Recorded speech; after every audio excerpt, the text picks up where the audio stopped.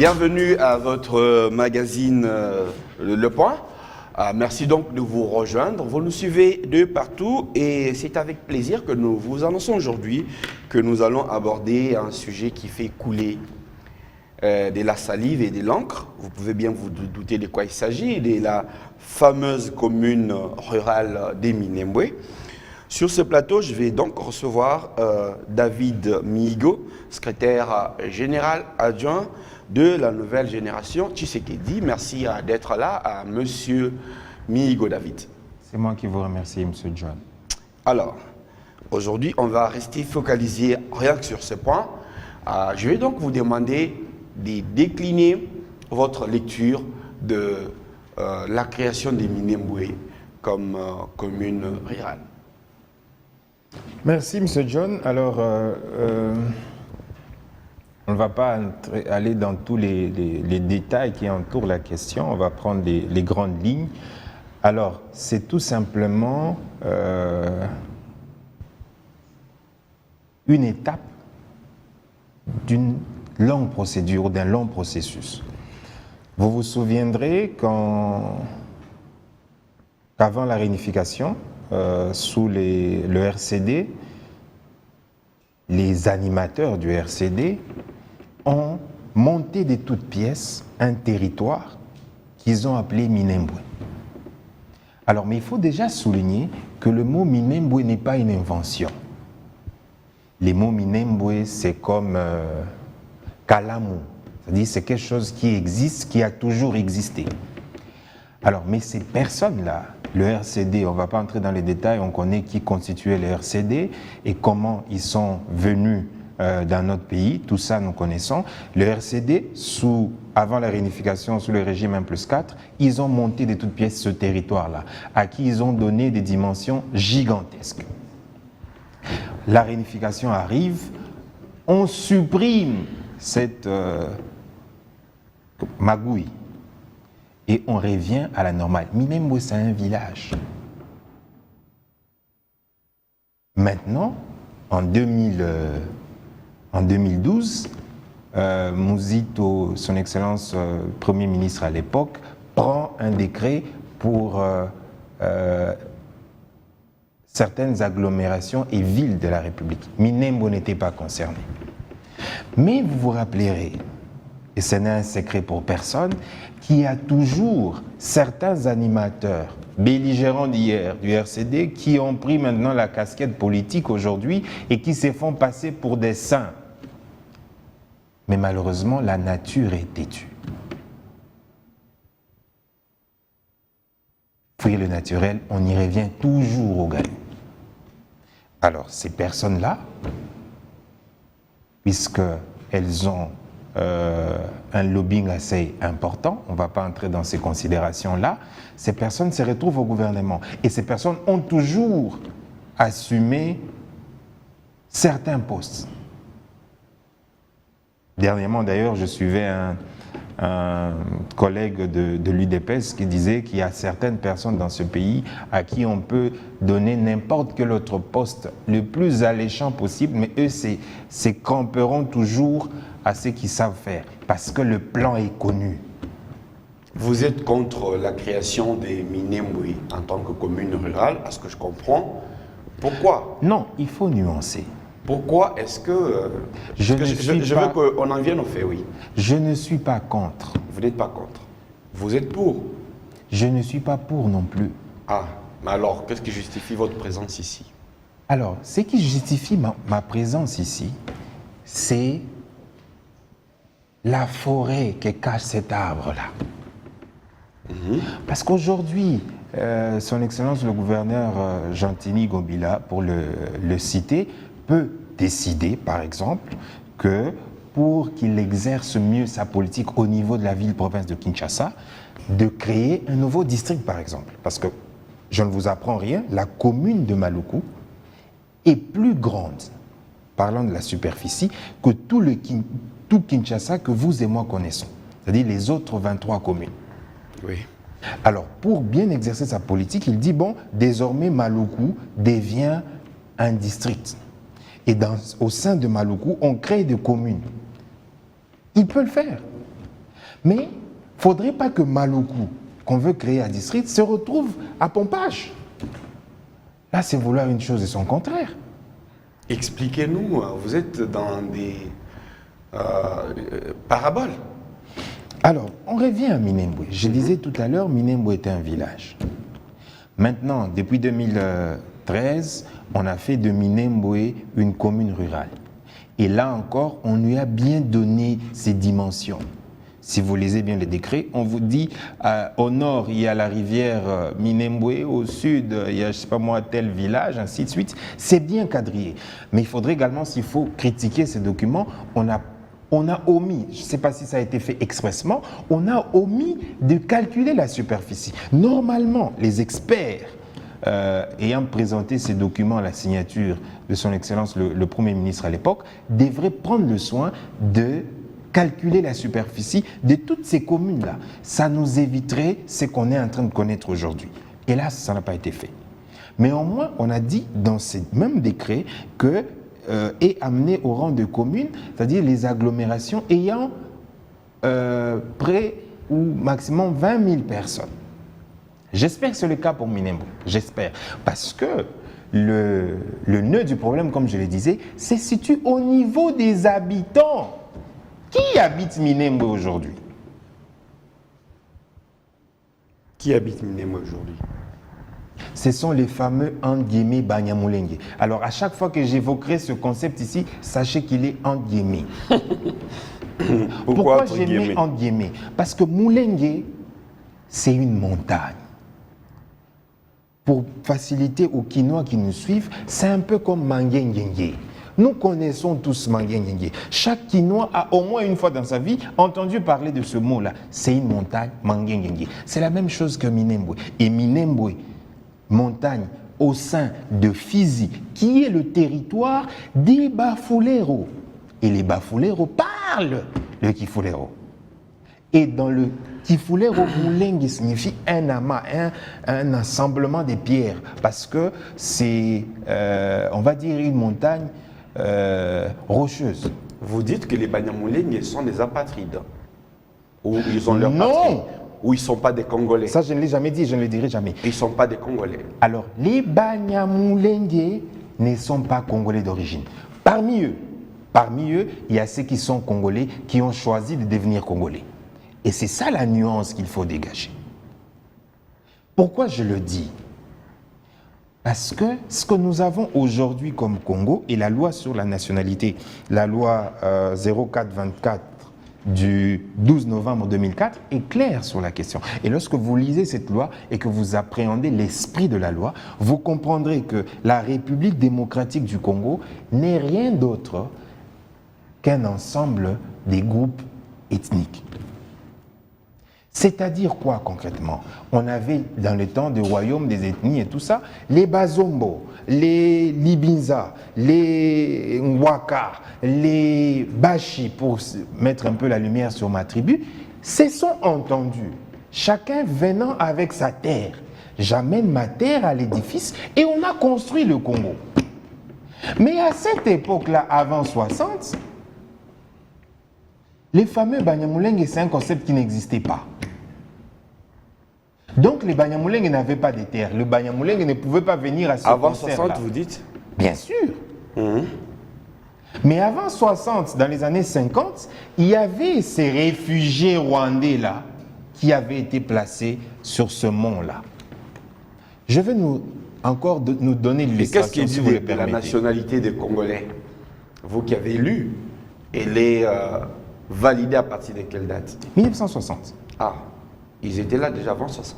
Oui, mais il faut lire. Non. Ça serait, excusez-moi l'expression, mais ça serait une paresse intellectuelle. Si on doit considérer qu'ils étaient là avant 60, ils sont Congolais. C'est vraiment de la paresse pure. Merci pour les compliments, mais j'essaie, aidez-moi quand même à comprendre. Parce que la loi que j'ai évoquée tout à l'heure. C'est vous qui parlez de la loi, mais en même temps, vous considérez qu'on doit faire une exception à cette loi.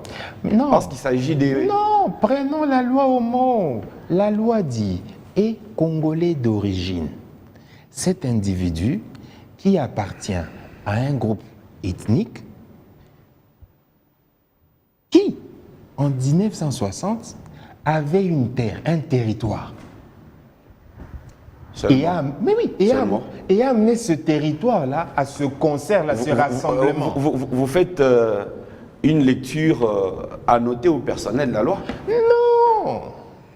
On peut rechercher la Donc, les Banyamulenge, si je comprends votre logique, oui. Les Banyamulenge n'ayant pas un territoire, mais se trouvant quand même au Congo comme réfugiés. Avant 1960, n'ont pas droit à la nationalité, comme réfugiés, donc n'ont pas droit à la nationalité, c'est ça? Mais c'est clair. C'est ça votre logique. Mais c'est clair. Bon, évoluons.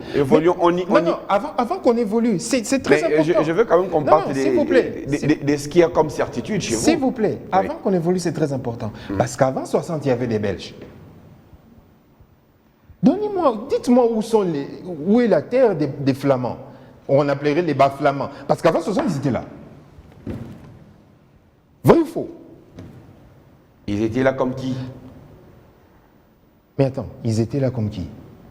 C'est eux qui habitaient la Gombe. Comme population africaine ou... C'est eux qui habitaient la Gombe. Contrairement à ces Banyamulenge, eux au moins ils avaient acheté des terres à la Gombe. Ils étaient là comme population africaine qui avait besoin d'être reconnue de la nationalité, d'être revêtue de la nationalité congolaise. Est-ce que la loi parle des populations africaines ou la loi parle des personnes qui étaient là, dans un groupe ethnique? Et il faudrait que le groupe ethnique ait un territoire. Les Belges étaient là. Les Belges habitaient la Gombe. Les parcelles de la Gombe leur appartenaient. Oui, évoluons. Il y en a qui ont construit des maisons de leurs propres mains. Évoluons, comme ça on pourra revenir sur vos certitudes. Donc vous partez du principe que les Banyamulenge existant certes sur les territoires congolais avant 1960, ne pouvaient pas pour autant avoir droit à la nationalité congolaise parce que, selon vous, ils étaient des réfugiés. Très bien. Bon, maintenant, avançons. Point par point, comme ça on part pour mettre en vue vos certitudes. Après, nous pourrions revenir sur chaque point. Je suis totalement d'accord. Oui. Alors, c'est ça le nœud du problème. Oui. Le nœud du problème est que maintenant, lorsque vous lisez sur votre carte d'électeur, origine... Parce que ça, déjà, moi, je prends votre position entre guillemets aussi, mais je vous le concède pour l'instant. Merci. Maintenant, l'autre point, c'est le fait que Minembwe ait été créé comme commune rurale que vous contestez. Et c'est là pour quelle raison? C'est ça, je conteste ça parce que je connais l'idée derrière. L'idée derrière, c'est la nationalité et rien d'autre. Ces gens-là veulent inscrire dans le marbre leur nationalité frauduleuse. Lorsque vous lisez sur votre carte d'électeur, la dernière ligne, parmi les champs qui sont évoqués sur la carte d'électeur, il y a origine. Et dans origine, vous avez secteur, chefferie, commune, barre territoire, barre province. Et eux, ils cherchent à ce que, dans cette première partie-là, à la place de commune, on remplisse Minembwe. Comme ça, ils diront qu'ils sont originaires de Minembwe, alors qu'ils sont bel et bien, et je mettrai ma main à couper, ils sont originaires du Rwanda. Voilà pourquoi ils parlent le Kinyarwanda.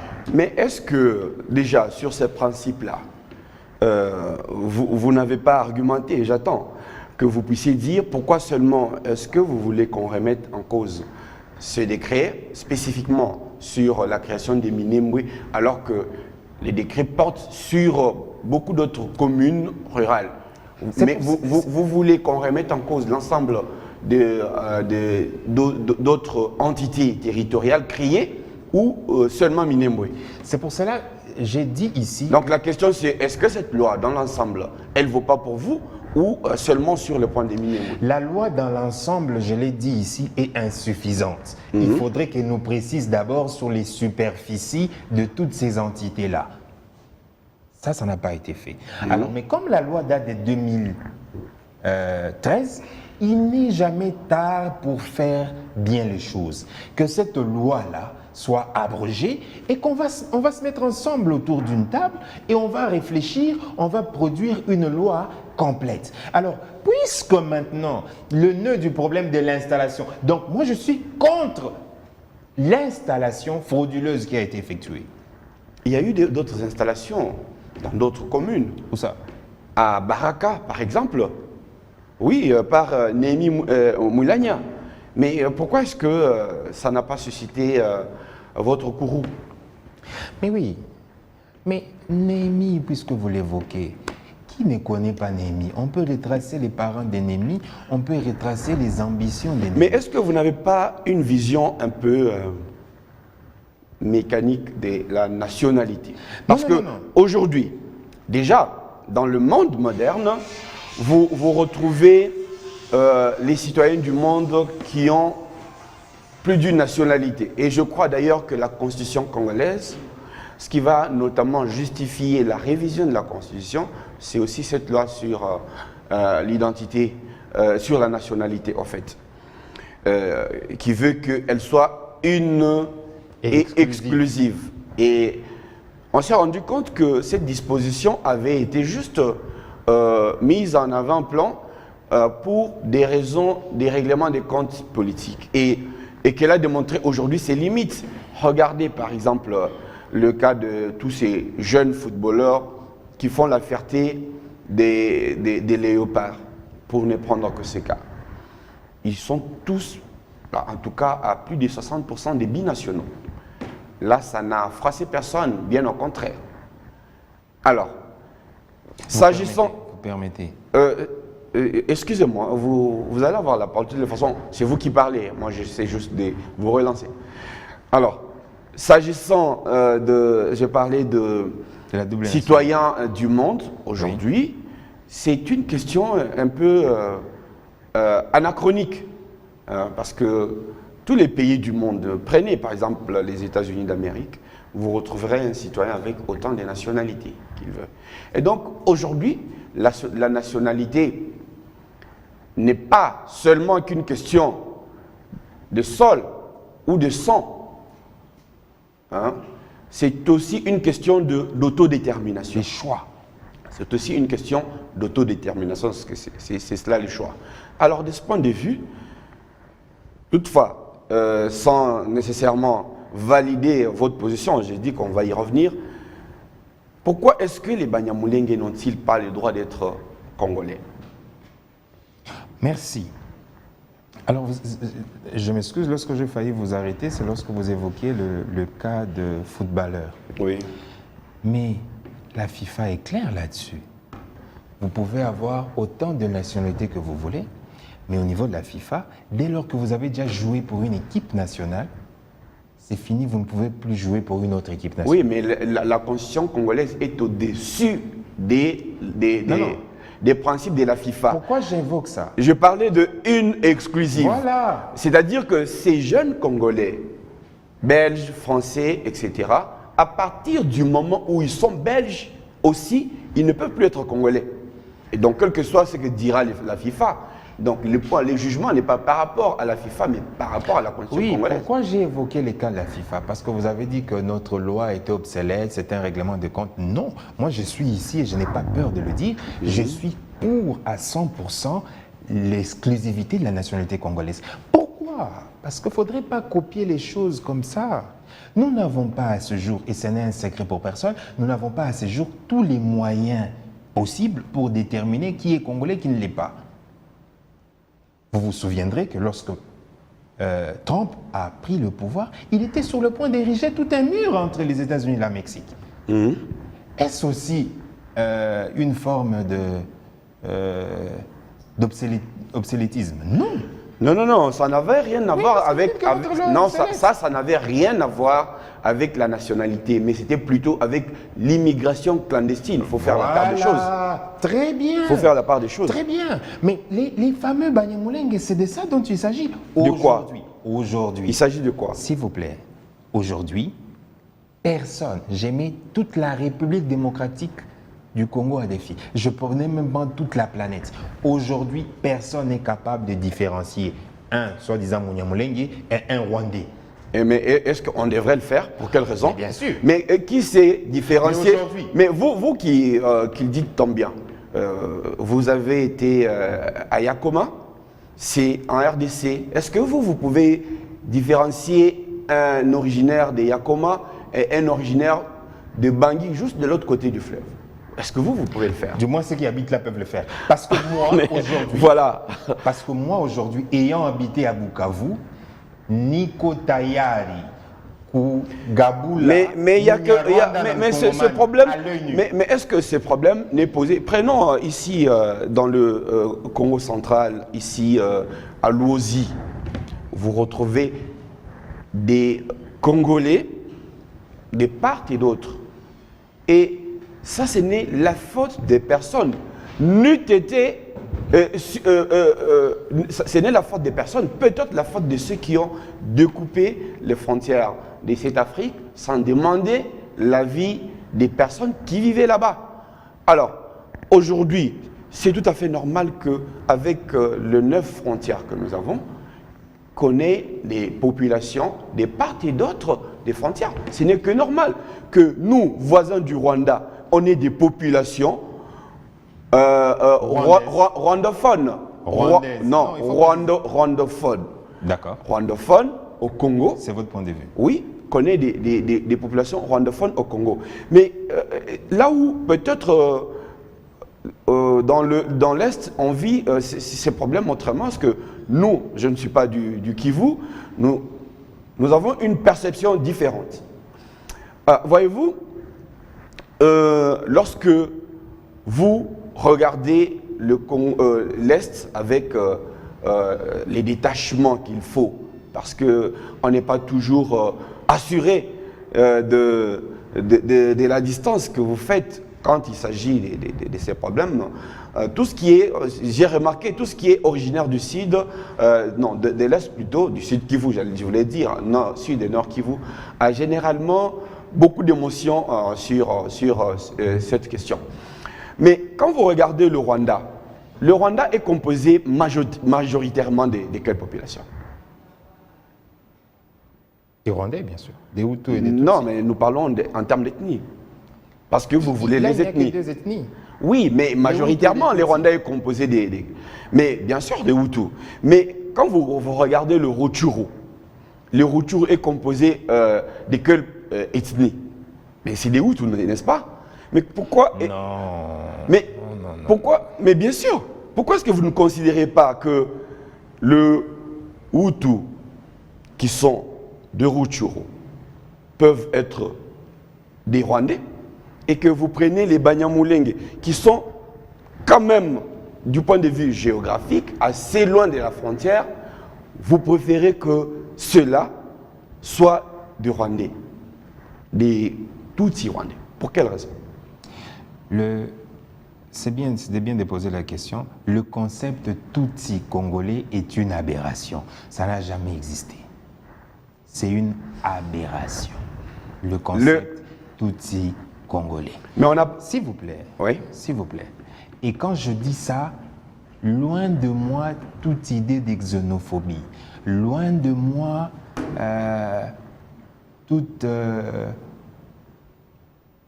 idée de division derrière. J'ai personnellement des amis Tutsi rwandais. Ça ne veut rien dire. Vous avez des positions tranchées. Non. Alors, je suis également ouvert à ce que dans ce pays, comme partout au monde, nous ayons des quartiers chinois, des quartiers rwandais. Je suis ouvert. Non, il ne s'agit pas des quartiers. S'il vous plaît. Mais vous vous rappelez, certainement, vous êtes, je l'ai dit d'entrée des jeux, secrétaire général adjoint de la nouvelle génération Tshisekedi. La nouvelle génération Tshisekedi. Vous vous rappelez, à Londres, le chef de l'État, le président Félix Tshisekedi, a lui-même dit que les Banyamulenge sont des Congolais. Il ne s'est pas arrêté là. C'est ça le problème. Lorsqu'on sort, les déclarations du président de leur concept. Je l'ai dit Mais ici. on les a sortis comment? Expliquez. Donc il a dit qu'ils ne sont pas des Congolais. S'il vous plaît. Il a dit qu'ils ne sont pas des Congolais? S'il vous plaît. Ben, expliquez-nous alors. Je l'ai dit ici. Je ne suis pas là pour contredire le président. Le président a complètement raison dans ce qu'il dit. Alors. Roubé Munyamulenge, il est congolais. C'est le cas de Pierre Compagnie, le papa de Vincent Compagnie. Il est Louba, son père est Louba, sa mère est de Kivu. Pierre Compagnie est né à Bukavu. Mais au moment où nous parlons, Pierre Compagnie est belge. Il est même bourgmestre à Bruxelles. Et c'est quoi le problème? Est-ce que cela fait de moi également un Belge? Parce que je serai le cousin ou le neveu de Pierre Compagnie? Non. Mais vous ne trouvez pas que cette approche est complètement dépassée? Donc vous voulez dire que les Banyamulenge, qui sont des Congolais, doivent solliciter individuellement la nationalité congolaise? Mais je ne comprends pas. Ils l'ont déjà. Comment ils l'ont? Mais ce sont des Congolais. Le chef de l'État a dit que les Banyamulenge sont des Congolais, lui-même. Certains Banyamulenge sont congolais. Mais non, comment ça? Certains. C'est-à-dire quoi? Expliquez. C'est-à-dire, je l'ai dit, je vais encore le redire, et je ne me fatiguerai pas de le dire, les Banyamulenge n'ont pas la nationalité congolaise d'origine. Parce que pour avoir... Ils n'ont pas la nationalité congolaise d'origine. Voilà. Pour avoir la nationalité congolaise d'origine, il faut avoir une terre. Mais qui a... Est-ce que tous les Congolais, déjà, pour prendre vos mots, tous les Congolais n'ont pas nécessairement la nationalité congolaise d'origine? Voilà. Ouais, tous les Congolais. Je suis d'accord. Mais qu'à cela ne tienne. Je suis d'accord. Qu'à cela ne tienne. Pour les cas spécifiques des Banyamulenge, à partir de quel moment est-ce que vous considérez qu'ils n'ont pas été, qu'ils n'ont pas validé leur nationalité congolaise? Parce que pour avoir la nationalité congolaise d'origine, il faut appartenir à un... Nous avons déjà dépassé cette étape parce que vous dites, et je vous le concède, vous dites qu'ils n'ont pas un territoire, mais même encore, parce que nous pouvons rentrer avec vous dans l'histoire pour retrouver des chefs coutumiers Banyamulenge. Il n'y en a pas. Qu'il y en a. Mais je préfère refermer cela. Partir d'abord sur vos propos. Donc vous dites qu'ils n'ont pas une nationalité congolaise d'origine. Alors, la nationalité congolaise d'origine remonte à une époque où, selon vous, ils auraient dû valider, ils auraient dû solliciter une nationalité. Donc ils ne l'ont pas fait. Ils ne l'ont pas fait. Ah bon? Parce qu'à ce concert-là d'ethnie, oui. Ils n'ont amené aucune terre. Oh mon Dieu, c'est terrible. Mais c'est clair. C'est terrible ça. C'est aussi simple que ça. Mais moi je trouve que c'est complètement... Non, mais excusez-moi, moi je trouve que c'est complètement rétrograde aujourd'hui de considérer Vincent Compagnie dont vous parlez. Il a amené quelle terre en Belgique? Très bonne question. Maintenant je dis... Enfin, le papa de Vincent Compagnie. La loi sur la nationalité ne s'arrête pas à la nationalité d'origine. Ah, ok. Elle prévoit aussi que l'on puisse acquérir la nationalité congolaise. Vous l'avez évoqué tout à l'heure qu'actuellement, dans le monde actuel, il est question de choix. C'est-à-dire, vous décidez, vous dites non, je veux être congolais. Mais la particularité avec le Congo est que dès lors que vous décidez ça, vous devez payer le prix. Et chez nous, les prix qu'on paye, c'est de renoncer. Et les Banyamulenge n'ont jamais renoncé à la nationalité rwandaise. Comment ça? Je ne comprends pas. Ils ont des pièces d'identité du Rwanda? Mais bien sûr. Ah, mais vous pouvez prouver vos propos? Vous avez une carte de un Munyamulenge connu qui a une carte d'identité rwandaise? Je vous promets de vous l'amener. Vous aurez dû l'amener. À la prochaine occasion. Ouais, mais sinon ça va faire des paroles en l'air. Vous aurez dû l'amener. Les Banyamulenge. Je vais vous donner un exemple simple. Ouais. Le général James Kabarebe, quand il est venu ici, avec l'AFDEL, il s'est présenté comme qui? Il s'est présenté comme qui? Pourquoi? Il s'est présenté comme un Munyamulenge. Oui, mais comme un Munyamulenge. Et bien sûr, il a été chef d'état-major. Mais aujourd'hui, où est-ce qu'il est? Oui, mais le général James Kabarebe s'est situé dans un contexte précis. L'AFDEL est allé chercher des alliés au Rwanda, en Ouganda. Je vais vous livrer aussi un autre secret. Oui.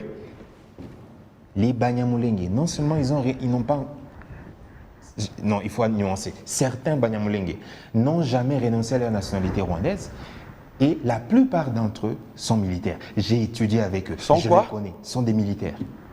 Mais alors, quel est le problème? Vous interdisez à chacun de faire Non. les choix de sa carrière. Ce que je veux dire est que ils ne sont pas corrects avec eux-mêmes.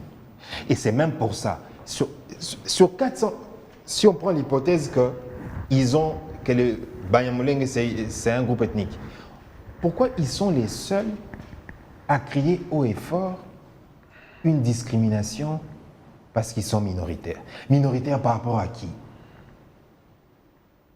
Nous avons les Houndé, nous avons les Libinza, nous avons les Mongos, nous avons les Zombo. Ils sont minoritaires par rapport à qui? Ben, c'est vous qui posez la question, qui avez la réponse. C'est pour cela que je dis que ces amis-là, ces frères-là, doivent jouer franc jeu. Et jouer franc jeu, c'est simple. Aujourd'hui, vous avez le quartier Matongé en Belgique, où il y a autant de Congolais. Il y en a parmi eux, ceux qui sont belges, il y en a parmi eux, ceux qui sont congolais. Et personne ne leur crée du tort. Jamais on a vu ces Belges congolais crier haut et fort pour la minorité. Alors, nos amis Banyamulenge devraient venir au Congo et se dire, bon voilà, ok. Devraient venir au Congo. Ou devaient se comporter correctement au Congo et dire, ok, nous reconnaissons que nous sommes originaires du Rwanda, nous sommes venus ici en tant que réfugiés et parmi nous, il y a ceux qui ont déjà la nationalité. Je vais vous citer, s'il vous plaît, pour prouver ce que je dis, pour prouver la bonne foi qui m'anime, j'en connais un, paix à son âme, le feu gouverneur Kanyamwanga. Il était gouverneur pendant le règne du RCD. Oui, Léonard Kanyamwanga, oui. Celui qui a construit la ville de Goma. Et aujourd'hui, toute la ville lui est reconnaissante. Toute la ville. Parce que c'est quelqu'un qui a dit « Je renonce à ma nationalité rwandaise et je me concentre corps et âme pour le Congo parce que je suis congolais. » Kanyamwanga était congolais. C'est vous qui dites ça de haut et lui. fort, oui. Mais hélas, on ne retrouve pas 10 Kanyamwanga parmi eux. Hélas. Bon, alors revenons à votre première affirmation quant à la nationalité congolaise. Vous avez les textes, comme ça vous pouvez nous les lire un peu. Non, je peux vous donner, je veux que vous avez un élément. C'est la loi 04 non, j'ai juste mon téléphone. du 12 novembre 2014. 2014. 2004. Oui. Voilà. La loi sur la nationalité. Je n'ai qu'à l'intituler. Oui. Elle dit, au terme de l'article 6 de la loi, novembre 2004, et congolais d'origine, toute personne appartenant aux groupes ethniques et nationalités, dont les personnes et les territoires constituaient ce qui est devenu le Congo, présentement la République à l'indépendance. Voilà. Dont les personnes. Non, les territoires. Non, ben j'invente pas. Dont les personnes et les territoires. Dont les personnes et les territoires. Voilà. Et qu'est-ce que vous faites? Ce n'est pas où. Non, dont les personnes et les territoires. Oui. Ça veut dire quoi? Ça veut dire, comme je disais tout à l'heure, des personnes viennent et disent, nous sommes les Libinza. Notre territoire, c'est... Nous sommes les Chi. Notre territoire, c'est Walungu. Et ça, là, on retrouve Walungu dans la constitution de la République démocratique du Congo actuelle. Voilà. Mais à cette époque-là, Minembwe faisait partie du Fizi, qui est le territoire des Bafulero. C'est ce qu'au Congo central, on appelle l'intisani. C'est-à-dire chacun amène sa Et contribution. qu'est-ce que vous faites du droit du sol? Du droit du sol, tout enfant né au Congo. Qu'est-ce que vous en faites? Non. Lisez la loi. Ce n'est pas comme aux États-Unis où tout enfant naît. Non, on dit un enfant qui naît et puis on ne connaît pas ses parents. Celui-là, il est congolais automatique. Un enfant qui naît au Congo et qui ne peut pas bénéficier de la nationalité de ses parents. C'est lui qui est congolais. C'est sur cet enfant-là que s'applique le droit du sol. Mais vous avez quelqu'un comme Jean-Claude Van Damme. Il est né au Congo à Likasi. Il a bénéficié de la nationalité de ses parents qui sont belges. Oui. Et voilà. Et ça s'applique encore jusqu'aujourd'hui.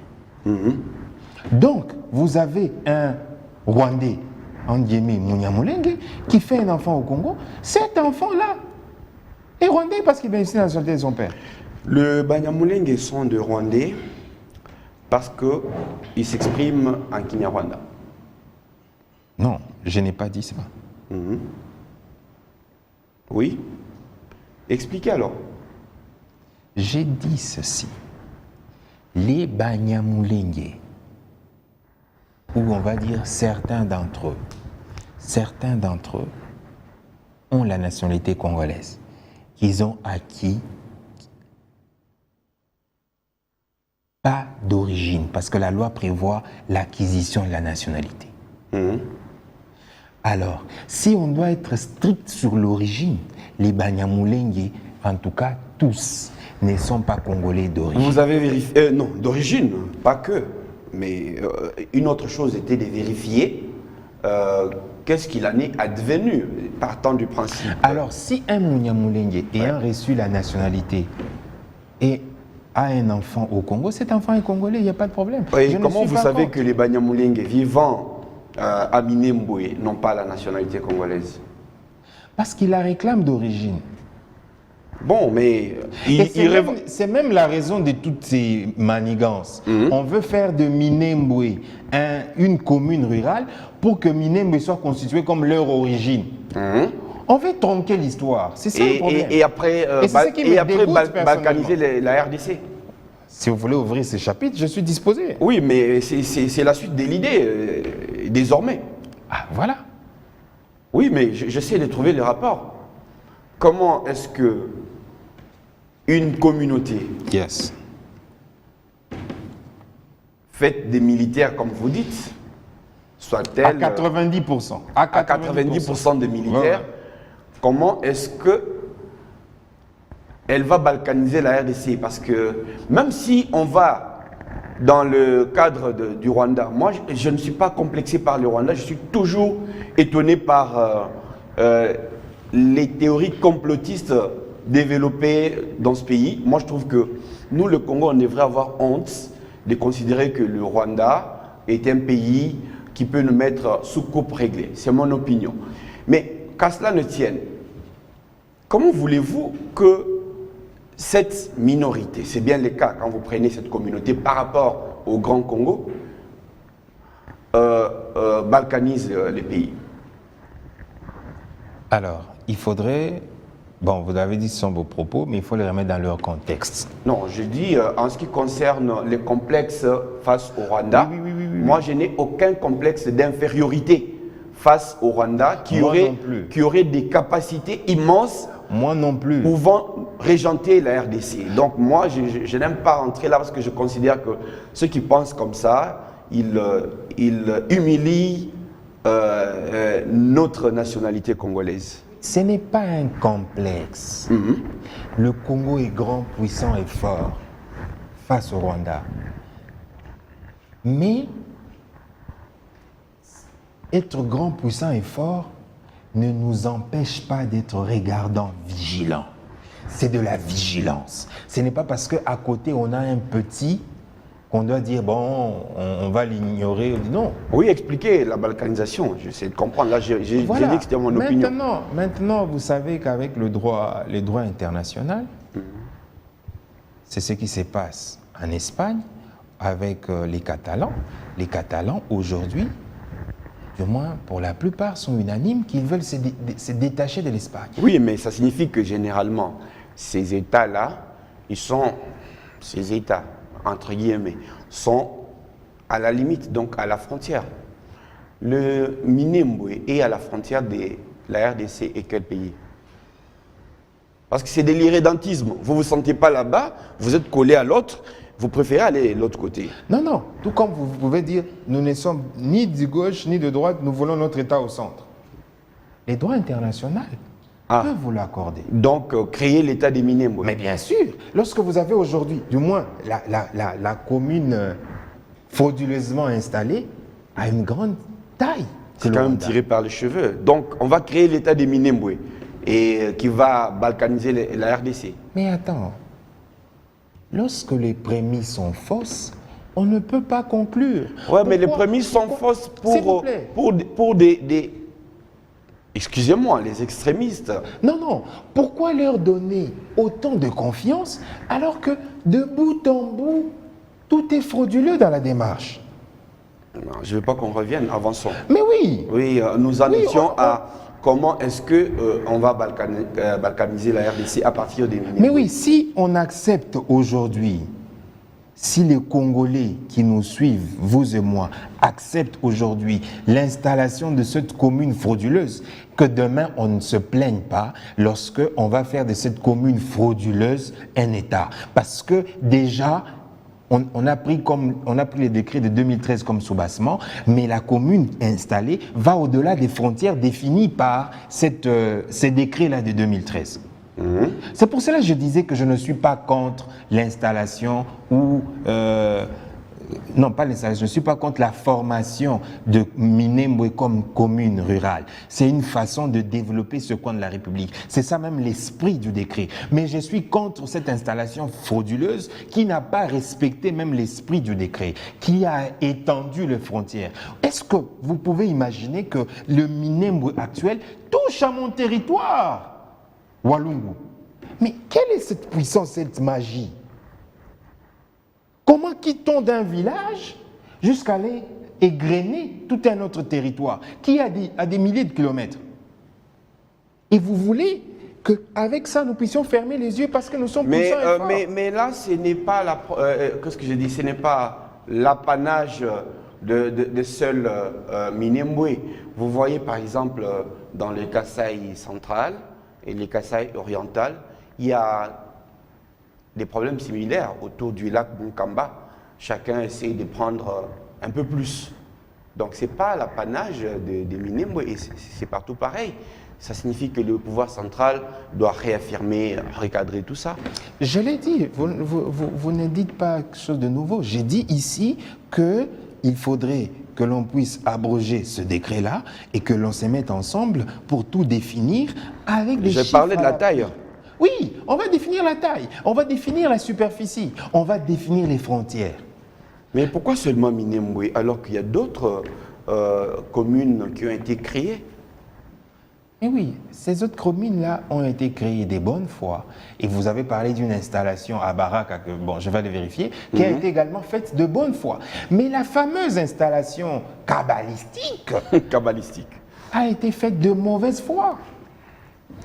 Alors, nous allons peut-être terminer par votre propos. Vous dites que les chefs de l'État qui avaient déclaré que les Banyamulenge sont des Congolais avaient tout faux et qu'il revienne sur son propos pour remettre en cause la création de la commune rurale des Minembwe. Ne me faites pas dire ce que je n'ai pas dit. Je suis désolé. Je ne peux dire une telle chose. Le chef de l'État, quand il parle de Banyamulenge congolais, nullement il n'est fait allusion à leur origine. Je l'ai dit ici, certains Banyamulenge sont congolais parce qu'ils ont acquis la nationalité congolaise. Et les textes sont là pour définir comment on obtient cette nationalité-là. Ce que je dis, et c'est que le président a dit à Goma aux députés provinciaux de deux Kivu et que on va revenir sur cette installation, on va revenir sur ces décrets parce que c'est un décret qui amène le désordre dans le pays. Ce sont toujours ces fameux Banyamulenge. Vous allez me permettre de glisser un mot sur le fameux rapport. Attention, ne faites pas de l'ethnicisme, hein, parce que ça fait quand même, aujourd'hui, je crois que le monde entier n'est plus à ce genre de considérations. Hein. Non, vous risquez de retomber dans les tribalismes. Je ne peux pas entrer dans ce débat de caniveau, je suis désolé. Je n'invente rien. Il y a un rapport de l'ONU qui existe et qui parle de massacre de l'Emera et qui parle de ses auteurs. Le prix Nobel que je salue, le docteur Mukwege, l'a souligné. Et tout ce temps, il n'est fait que matraquer et crier là-dessus. Et il a même tendu la main au chef de l'État. Et c'est sans me présenter un ambassadeur du docteur Mukwege, je lance encore cet appel aujourd'hui au chef de l'État et que les recommandations du rapport mapping de l'ONU doivent être mises en application. Il est temps. Particulièrement. Il est temps. Non, moi je vois le rapport dans son ensemble. Il est temps. Le chef de l'État, son Excellence Félix-Antoine Tshisekedi, a fait de la justice son cheval de bataille. Il faut que la justice soit rendue dans ce pays. En faisant quoi spécifiquement pour le cas des Minembwe? En appliquant les recommandations du rapport mapping. Les auteurs sont connus, les crimes sont détaillés. Qu'on applique, on les arrête. Et les rapports avec Minembwe, c'est lesquels? Et c'est le Banyamulenge. Franchement, voilà, on va terminer par là. On a compris que tout au long de cette émission, votre position a été celle de considérer que Minembwe est une création fictive des Banyamulenge qui sont des criminels. Oui, là, en parlant du rapport mapping. Non, pas ça. Non. Tout ce que je dis doit être nuancé et mis dans son contexte. Il ne faudrait pas prendre tout dans un sac. J'ai dit, on ne peut pas prendre tous les Banyamulenge et les mettre dans un sac de Congolais d'origine. Non. On ne peut pas prendre non plus tous les Banyamulenge et les mettre dans un sac de criminels parce que le rapport mapping parle de Banyamulenge. Non. Ça, je dis et je leur ai dit, c'est faux et archi faux. Il faut tout nuancer. Ok, bien. Merci beaucoup, Monsieur David Mihigo, d'avoir accepté de venir sur notre plateau. Nous respectons votre point de vue et chacun qui vous a suivi se fera sa propre conviction. Merci à vous qui nous suivez de partout. N'hésitez pas à nous contacter, vous serez peut-être les prochains. Au revoir et à bientôt.